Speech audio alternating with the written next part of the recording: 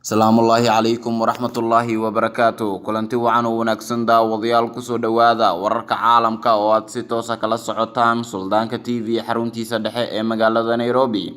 Waxaana warka idiin sheegaya anigoo ah Maslax Abuukar Xaaji. Qodobada warkayga aad ku daawan doontaan ayaa waxaa ka mid ah Trump oo qaatay go'aan horseedi kara in AMISOM ay isaga baxdo Soomaaliya. Kenya oo shaacisay inay gacanta ku dhigtay hub, rasaas iyo askar ka tirsan Al-Shabaab. Mareykanka oo war ka soo saaray duqeyn ay la eegteen saraakiil ka tirsan Al-Shabaab. Faransiiska oo Itoobiya ka taageeraya in uu u dhiso ciidanka badda. Ra'iisul Wasaare Khayre oo shir gudoomiyay shir ay isugu yimaadeen golaha wasiirada Jubbaland iyo dhigooda dowladda dhexe. Iyo su'aasheena maanta oo aan idiin soo gudbin doono anagoona dib u eegi doona su'aashii shalay aan idiin soo gudbinay iyo daawadayaasha fikradooda saliimka ah ka soo dhiibtay warkii oo fidsan. Madaxweynaha Mareykanka Donald Trump ayaa waxa uu qaatay go'aan horseedi kara in AMISOM ay isaga baxdo Soomaaliya. Howlgalka ciidamada AMISOM ee Soomaaliya ayaa waxa uu wajihi doonaa halis dhaqaale oo xooggan oo sababi karta in ciidamo badan ay ka baxaan Soomaaliya kadib go'aan ka soo baxay maamulka madaxweyne Donald Trump.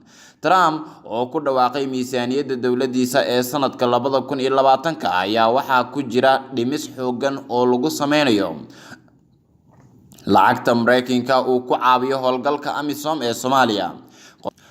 Qorshaha Trump ayaa ah inuu dhimo 65% lacagta Mareykanka uu ku bixiyo AMISOM, lacagtaas oo iminka ah sanadkii $254 milyan oo dollar. Waxaa laga soo reebi doonaa oo kaliya $90 milyan oo dollar. Qorshaha Trump ayaa waxaa ku jira in sanadaha xiga la gooyo lacagahaasi. Go'aanka Trump ayaa xaaladda ku sii xumeyn doona AMISOM oo markii horeba wajahaysay dhimis 20% ah dhaqaalaha ay ka helaan midowga Yurub. Dhowaan ayaa waxaa taagnaa muran xooggan oo u dhexeeyay dalalka ciidamada ay ka joogaan Soomaaliya iyo ururka midowga Afrika oo ku saabsan in la yareeyo ciidamada Burundi oo ciidamo 1,000 askari gaaraya laga dhimay, iyo sidoo kale Uganda oo wajahaysa in ay ka hortagto ciidamadaasi la doonayo in laga dhimo kuwooda ku sugan gudaha dalka Soomaaliya. Ururka midowga Afrika ayaa inta badan ku tiirsan dhaqaalaha Yurub iyo Mareykanka. Waxaa qasab ku ah in ciidamada uu dhimo isla markaana uu yareeyo mushaaraadka ay qaataan ciidamada. Ciidamada AMISOM oo markii ay imaanayeen Soomaaliya qaadan jiray bishii $1,500 askarigiiba ayaa hadda sidii lacagta looga jareeyay waxa ay qaataan $825. Haddii sanadka xiga lacagta Mareykanka ee 65% hoos u dhacdo, waxaa qasab noqon doonta in qaar ka mid ah ciidamada AMISOM ay goostaan in Soomaaliya isaga baxaan. Dalalka Yurub iyo Mareykanka ayaa 10 sano kadib garwaaqsaday in AMISOM aysan waxba ku soo kordhin Soomaaliya, waxayna ka fakarayaan qorshooyin kale oo ay Soomaaliya ku caawin karaan. Dowladda Kenya waxa ay shaacisay in hub, rasaas iyo askar ay ka qabatay Al-Shabaab.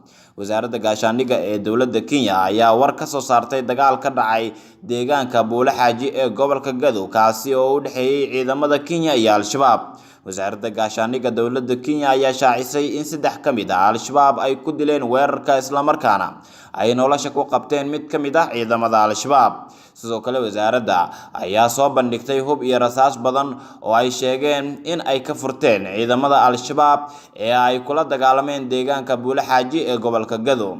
Afhayeenka ciidanka difaaca Kenya Paul Njuguna ayaa sheegay in ciidamada Kenya oo ku jira howlgal roonda ay weerar kala kulmeen Al-Shabaab kadibna ay dileen xubno ka tirsan Al-Shabaab. Wuxuu sheegay in qoryaha gacanta ay ku dhigeen ay ku jiraan 2 qori oo nuucoodu uu yahay AK-47 iyo rasaas badan oo ay lahaayeen Al-Shabaabka weerarka gaadmada ah soo qaaday, waxaana uu sheegay in ciidanka Kenya ay iska difaaceen.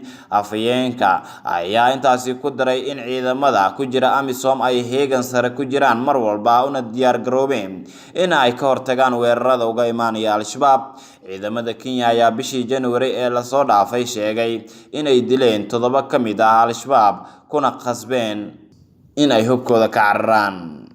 Mareykanka ayaa war ka soo saaray duqeyn ay la eegteen saraakiil ka tirsan ururka Al-Shabaab. Taliska ciidamada Mareykanka ayaa war ka soo saaray duqeyn lala eegtay ciidamo ka tirsan Al-Shabaab oo ku sugnaa deegaano ka tirsan gobolka Shabeellaha Hoose. Taliska ciidamada Mareykanka ee Afrika ayaa sheegay in duqeyntaasi ay ahayd mid ka dhacday deegaan ka tirsan Shabeellaha Hoose, isla markaana lagu dilay 2 ka mid ah saraakiisha Al-Shabaab. Qoraal ka soo baxay taliska Africom ayaa lagu sheegay in duqeyntaasi ay ka dhacday deegaanka Huley oo Shabeellaha Hoose ka tirsan, waxaana lala eegtay xubno ka tirsan Al-Shabaab sida qoraalka lagu baahiyay. Qoraalka taliska ayaa lagu cadeeyay in duqeynta aysan waxyeelo ka soo gaarin dad shacab ah, balse kaliya lagu bartilmaameedsaday xubnahaasi. Sidoo kale qoraalka ayaa lagu sheegay in weerarka uu ahaa mid istiraatiijiyad ah, isla markaana lagu taageerayay ciidanka dowladda si culays loogu saaro Al-Shabaab in ay deegaanadaasi ka fogaadaan. Si kastaba ha ahaatee, ma jiraan warar madax bannaan oo dhinaca Al-Shabaab ka soo baxaya oo xaqiijinaya ama beeninaya sheegashada arrintaasi. Ra'iisul Wasaare Xasan Cali Khayre waxa uu shir gudoomiyay kulan guud oo ay isugu yimaadeen golaha wasiirada dowladda dhexe iyo waliba golaha wasiirada maamulka Jubbaland. Ra'iisul Wasaaraha oo dhawaanahanba ku sugnaa magaalada Kismaayo ayaa waxaa kulankaasi uu xogo badan uga dhageystay labada dhinac, iyadoona kulankan uu qayb ka yahay isku soo dhawaanshaha dowladda federaalka Soomaaliya iyo maamulka Jubbaland. Ra'iisul Wasaare Khayre ayaa u jooga magaalada Kismaayo arrimo la xiriira isku soo dhaweynta dowladda dhexe iyo maamulka Jubbaland oo muddooyinkii ugu dambeeyay khilaaf aad u xoogan uu ka dhaxeeyay. Hase ahaatee, waxaa muuqata in weli kulamo gaargaar ah uu la leeyahay hoggaanka maamulkaasi, iyadoona rajo badan laga muujiyay in labada dhinac ay si waafi ah isku fahmaan. Mareykanka ayaa ku biiray dalal mamnuucay isticmaalka diyaaradda Boeing 737 Max. Madaxweynaha dalka Mareykanka Donald Trump ayaa Arbacadii shalay ku dhawaaqay in Mareykanka uu ku biiray dalalka mamnuucay isticmaalka diyaaradda Boeing 737 Max kadib burburkii diyuuradda Ethiopian Airlines oo haddii aynu ka soo gudubnay ku dhacday gudaha dalka Ethiopia, taasi oo ay ku nafwaayeen 157 ruux. Waxaan doonaynaa inaan soo saarno amar degdeg ah oo lagu mamnuucayo dhammaan duulimaadka diyaaradaha 737 Max 8 iyo 737 Max 9 ayaa lagu sheegay qoraal Trump uu soo saaray. Wuxuu sheegay madaxweynaha dalka Mareykanka in arrintan ay qusayso nabadgelyada dalka Mareykanka oo ay ka qabaan walwal gaar ah marka ay timaado isticmaalka diyaaradda shirkadan ay farsamayso. Wadamo ku yaala qaaradda Yurub, Shiinaha iyo waliba dalal kale oo Afrika ku yaala oo ay Ethiopia ugu horeyso ayaa gabi ahaanba waxa ay diideen in hawadooda xataa ay isticmaasho diyuuradan oo 157 ruux lagu laayahay. Dhanka kale, warar soo baxaya ayaa waxa ay sheegayaan in la shaaciyay inaysan suuragal ahayn in la helo meydadka dadkii ku jiray diyaaraddii Boeing 737 Max 8 ee ku dhacday gudaha dalka Ethiopia axadii aynu ka soo gudubnay. Madaxweynaha dalka Faransiiska Emmanuel Macron oo socdaal ku maraya wadamo ka tirsan Geeska Afrika gaar ahaan Ethiopia iyo Djibouti oo uu horey u soo maray isla markaana booqasho ku soo gaaray magaalada Nairobi maalinimadii shalay ahayd, ayaa waxa uu wadaa in uu soo jiito qaar ka tirsan wadamada Afrika. Hase ahaatee, socdaalkii Ethiopia uu ku tagay ayaa la shaaciyay in uu ka ballan qaaday dowladda Ethiopia in uu ka taageeri doono dhisidda ciidankooda badda.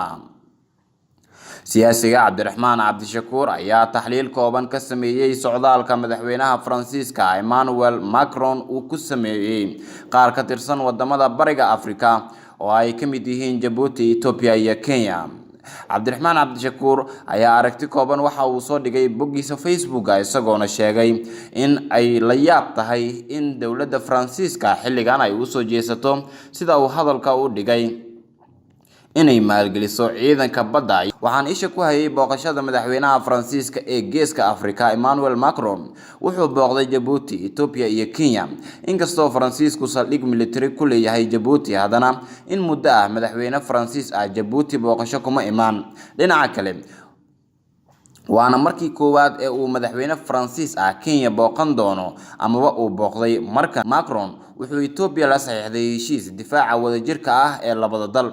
Heshiiska wuxuu diiradda saarayaa tababarka iyo qalabaynta ciidanka Ethiopia iyo la dagaalanka argagixisada, laakiin waxa uu gub ku ah in Faransiisku uu Ethiopia ka caawinayo dhismaha ciidanka badda, labada dalna iska kaashadaan la dagaalanka burcadbadeeda badda cas iyo badweynta India.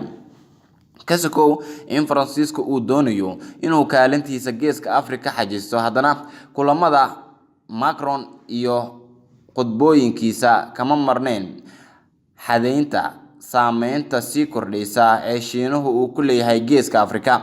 Loolanka Shiinuhu wuxuu macno u yeelay isla markaana sare u qaaday ahmiyadda istiraatiijiyadeed ee Geeska Afrika uu u leeyahay dunida, gaar ahaan awoodaha tunka xooggan iyo xulafadooda gobolka iyo khaliijka. Waxaa hadalkiisa uu kusoo koobay siyaasi Cabdiraxmaan Cabdishakuur. Saxaafadda dunida way ka hadleen socodka Macron ee gobolka, laakiin saxaafadda Soomaalidu waxba kama qorin booqashada Macron ee Geeska Afrika, mana filayo in badan oo siyaasiyiin ah in ayba ka warhayaan. Macron ayaa waxaa kulanka uu la qaatay ra'iisul wasaare Abiy Ahmed uu tuhun badan ku beeray Soomaalida oo u arka in uu doonayo in ciidanka Ethiopia ay u soo gudbaan badda Soomaaliya. Akhyaartana daawanaysa warkii caalamkana waa naga intaa.